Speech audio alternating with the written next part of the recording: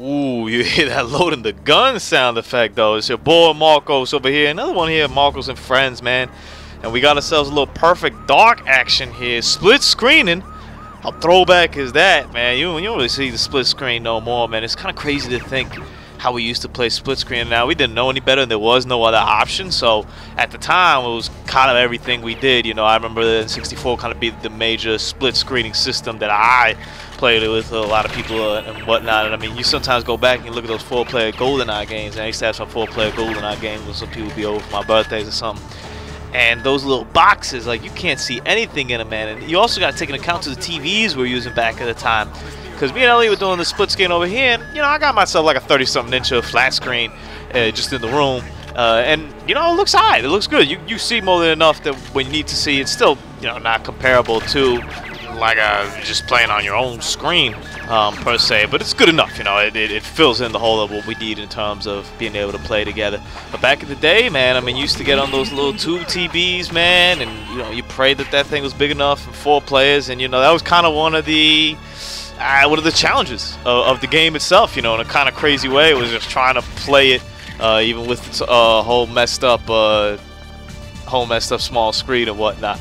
So now we got ourselves some bigger flat screens, and, you know, split screen still isn't the way to go, and it's kind of something in the past, even though it might make a comeback. You know, everything kind of makes a comeback and whatnot. I know developers of some games are dropping it off. Like, I think Halo 5 doesn't have split screen. A lot of people are mad about that.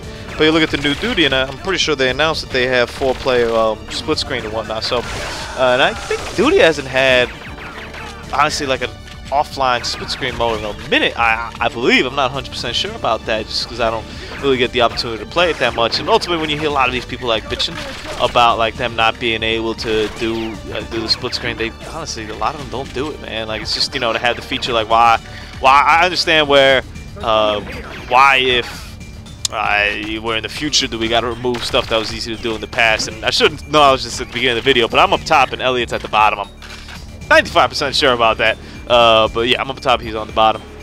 And we play a little Perfect Dark, man. I always prefer GoldenEye myself. And this is software replay on the Xbox One, and it's the Xbox Live port, which I'd never played before. And it looks really good, like surprisingly good. Me and Eliott were joking that afterwards we'd go and look at the N64. I got hooked up in the living room and play it on that and see the comparison. He just laughed. He's like, nah, you don't want to do that. And I was like, well, we should give it that graphical comparison, because I don't remember looking this clean at all. And at the time, you know, it was one of those games that involved the expansion pack. You needed the expansion pack to play it or whatnot. And the expansion pack was kind of interesting. Once again, I don't have 100% accurate information on this, but I believe you can still play Perfect Dark without the expansion pack. You just can't access some features. It's kind of crazy to think that, you know, and like now we have DLC kind of fills that role, whereas, like, you know, you get new maps and you can't play those maps or whatever online, but you can still play the base game, and that's added contents released afterwards. But imagine releasing a game and not being able to play some of its contents because you don't have this hardware thing. And it really came late in the N64 cycle, and I don't remember too many games that fully used it. I mean, I'm sure it improved the performance on just about every game, but Donkey Kong 64 was kind of the one where I think it was packaged in with. And ironically, I do remember hearing this about Donkey Kong 64. It's not that the game was like super uber powerful, they couldn't figure it out, but apparently I think they had like a glitch or something that they couldn't figure out, and they just put on the expansion pack, and they were like, listen, this corrects it, we don't know how, ship it with all the copies of the game, deuces. There's no way that Donkey Kong 64 was a profitable game, man. And you want to talk about collectathons, that was rare at its peak of collecting right there. And Perfect Dark was one of those that required over there. You know, it came in very, very late in the N64 cycle. I actually didn't play Perfect Dark when it came out, because it came out so late. I'd already moved on to either another system, or I just wasn't buying games anymore for it. I actually got a little bit later on in my life where I picked it up. And I actually like this cutscene here, that's why I left it over here afterwards. I actually picked it up a little bit later on and played through it, and I was like, wow, this game is pretty good. And I don't fully, I'm going to sit down and beat it on the Rare Replay Collection, because I don't fully remember if I beat it. I remember like alien stuff, I remember all this crazy nonsense that happens later on in the game, but I don't fully remember if I actually sit down and beat this game. So I'm definitely going to go through it again over there, and then me and Eliott play some multiplayer, which I might put some of that footage up on the channel as well in future Marcos with Friend episodes.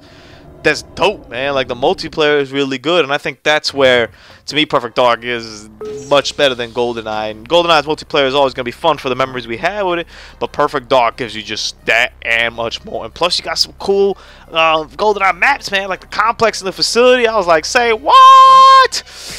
I destroyed them. in the facility, yo. Straight up. That episode probably coming up later, man. Hope you enjoy the rest of your week. We outie.